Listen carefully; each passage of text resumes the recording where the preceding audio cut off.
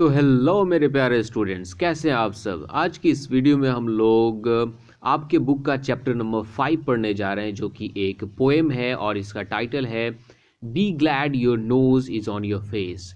कहने का मतलब कि खुश हो जाओ कि तुम्हारा जो नाक है वो तुम्हारे चेहरे पे है, किसी दूसरे जगह पे नहीं है। और इसी के बारे में हम लोग इस पोएट्री को समझेंगे लोग, और देखेंगे लोग कि हमारा ये जो पोएम है वो कितना फ़नी है और इस पोएम के ऑथर ने इसको कितना फ़नी तरीके से लिखा है।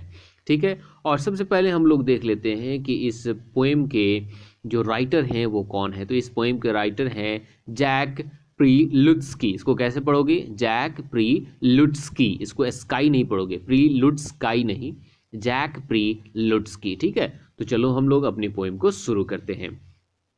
इससे पहले कि मैं एक्सप्लेन करना शुरू करूं, मैं आप सबसे रिक्वेस्ट करना चाहूँगा कि आप उस रेड कलर के बटन को दबाकर चैनल को सब्सक्राइब कर लीजिए अगर अभी तक आपने चैनल को सब्सक्राइब नहीं किया है, और साथ में बेल आइकन भी प्रेस कर लीजिए।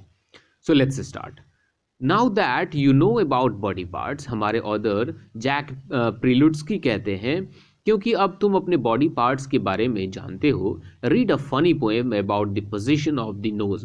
और इस तरह से तुम एक फनी पोएम पढ़ने जा रहे हो जो कि तुम्हारे नाक के पोजीशन, तुम्हारे नाक के स्थिति के बारे में बताया गया है। सो हमारा फर्स्ट स्टेंजा है B glad your nose is on your face. कहने का मतलब खुश हो जाओ कि तुम्हारा जो नाक है वो तुम्हारे चेहरे पे है, not pasted on some other place, है ना। और इसलिए भी खुश हो जाओ कि इसको जो है ना किसी दूसरे जगह पे नहीं लगाया गया है। For if it were it is not. कहने का मतलब कि अगर, है ना, क्योंकि अगर ये जहाँ पे है वहाँ पे नहीं होता, you might dislike your nose a lot, तब आप अपने नाक से बिल्कुल ही, है ना, नफरत करते, आप अपने नाक को बिल्कुल भी पसंद नहीं करते। तो ये रहा हमारा first stanza. Be glad your nose is on your face, not pasted on some other place, for if it were it is not, you might dislike your nose a lot. Okay, next stanza. Imagine if your precious nose, precious means valuable. देखो आपके book में यहाँ पे word meaning वाले section glossary में दिया गया है, प्रीसियस मीन्स वैल्यूएबल, कीमती। तो हमारा जो नाक होता है वो काफ़ी वैल्यूएबल होता है, काफ़ी कीमती होता है। किस सेंस में? क्योंकि जब भी कोई फूड आइटम हम खाने जाते हैं और अब उसको अपने माउथ के पास लाते हैं तो हमारा नाक क्या करता है, उसको स्मेल करता है और हमें, हमारे माइंड को एक सिग्नल भेजता है कि हाँ ये चीज़ जो है ना वो एडिबल है, उसे खाया जा सकता है, राइट। अगर हमारा जो नाक है वो हमारे मुंह के पास नहीं होता तो हम सड़े गले चीज़ भी खा जाते हैं, हमें पता भी नहीं चलता, राइट। अब देखो यहाँ पे हमारे ऑथर सेकेंड स्टेंजा के फर्स्ट लाइन में कहते हैं if your precious nose were sandwiched in between your toes. अब देखो यहाँ पे ये जो पिक्चर दिख रहा है ना, तो टोज कहने का मतलब पैर की जो उंगलियां होती है उसी को हम लोग टोज कहते हैं। अब देखो कि इमेजिन करो, कल्पना करो कि यदि तुम्हारा नाक जो है वो तुम्हारे पैरों के बीच में लगा दिया गया होता है। सैंडविच कहने का मतलब क्या होता है? देखो आपके बुक में यहाँ पे दिया गया है, सैंडविच कहने का मतलब होता है placed tightly between two things. किसी भी दो चीज़ के बीच में किसी तीसरे चीज़ को अगर आप लगा देते हो तो उसी प्रोसेस को हम लोग सैंडविचिंग कहते हैं।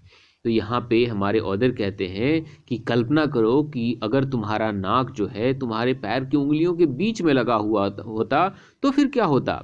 That clearly would not be a treat, है ना। ये तुम्हारे लिए ट्रीट नहीं होता। ट्रीट कहने का मतलब समथिंग इंजॉयबल, कोई ऐसा चीज़ जो कि आपके लिए आनंददायक होता है, आपके लिए काफ़ी अच्छा होता है, जिसको आप इंजॉय कर सकते हो, है ना। That clearly would not be a treat. तो अगर ऐसा होता कि आपका जो नाक है वो आपके पैर की उंगलियों के बीच होता तो ये आपके लिए प्लीजेंट नहीं होता, इंजॉयबल नहीं होता। फॉर, यहाँ पे फॉर का मतलब होगा क्योंकि, for you would be force to smell your feet, क्योंकि आप मजबूर हो जाते आपके पैर की बदबू को सूंघने के लिए, क्योंकि आपके पैरों के पास होती। और हम सबको पता है कि पैर जो है ना कभी कभी बहुत ही डर्टी स्मेल करता है ना। तो ये काफ़ी आपके लिए बुरा होता है, एकदम छी छी याक होता है आपके लिए, है ना। ओके, सो हम लोग अब देखेंगे लोग अपने थर्ड स्टेंजा को। अब देखो थर्ड स्टेंजा में हमारे ऑथर क्या कहते हैं, Jack Prelutsky, your nose would be a source of dread. अब देखो सोर्स ऑफ ड्रेड कहने का मतलब क्या होता है? सोर्स मीन्स होता है कॉज और ड्रेड मीन्स होता है फियर। कहने का मतलब आपका जो नाक है वो आपके लिए काफ़ी डर का कारण होता, वो आपके लिए डर का कारण होता, वो आपके लिए डरावना होता। Were it attached atop your head, कि अगर ये आपके सिर के ऊपर लगा हुआ होता। अब देखो यहाँ पे ये पिक्चर दिखाया गया है कि आपका नाक ऐसे होता है ना, ये आपके बालों के बीच में आपके सिर के ऊपर लगा हुआ होता, तो ये आपके लिए डरावना क्यों होता, इससे आपको प्रॉब्लम क्या होती, हम लोग आगे के लाइन्स में देखते हैं। Soon it would drive you to despair, forever tickled by your hair, कहने का मतलब कि अगर आपका नाक आपके सिर के ऊपर होता तो ये हमेशा बालों से लगता और लगने की वजह से आपको गुदगुदी होती। टिकल मीन्स क्या होता है, गुदगुदी होना, है ना, आपको काफ़ी सारा गुदगुदी होता और उसके वजह से आप काफ़ी परेशान हो जाते, आप डिस्पेयर में चले जाते, राइट। ओके, हम लोग नेक्स्ट स्टेंजा देखते हैं। विद इन योर ईयर, अब देखो यहाँ पे जो है नाक का पोजीशन कहाँ पे बताया गया है ना, आपके कान के अंदर। तो ये पोजीशन के बारे में हमारे ऑथर क्या कहते हैं, with in your ear your nose would B, कि अगर तुम्हारा जो नाक है वो तुम्हारे, है ना, कान के अंदर होता, an absolute catastrophe. Absolute catastrophe कहने का मतलब देखो आपके बुक में यहाँ पे दिया है ना, एब्सोल्यूट मीन्स कंप्लीट और कैटास्ट्रॉफ मीन्स होता है अ टेरिबल इवेंट, एक, है ना, डरावनी घटना, एक काफ़ी बुरी घटना। तो अगर आपका जो नाक है वो आपके कानों के अंदर होता तो ये बहुत ही बुरा होता आपके लिए, एक बहुत ही बुरा घटना होता।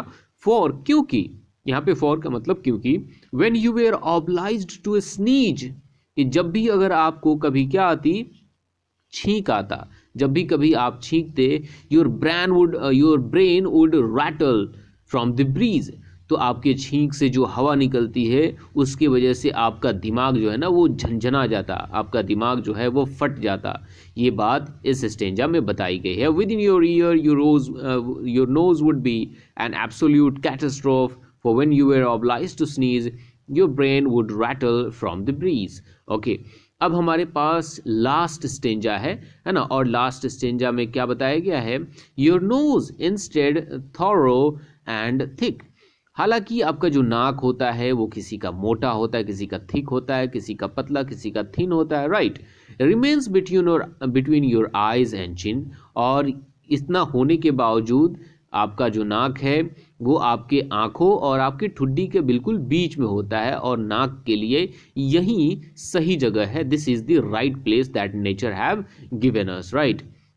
Okay, your nose instead thorough, thick and thin, remains between your eyes and chin, not pasted on some other place.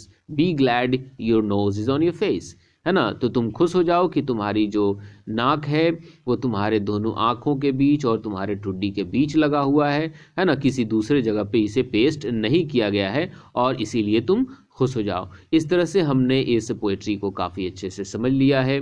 Poetry का एक्सप्लेनेशन कैसा लगा आप लोग मुझे कमेंट करके ज़रूर बताएंगे। वीडियो अच्छा लगा होगा तो लाइक करेंगे, चैनल पे नए होंगे सब्सक्राइब करेंगे। मिलते हैं एक नए चैप्टर के साथ, तब तक के लिए बाय बाय।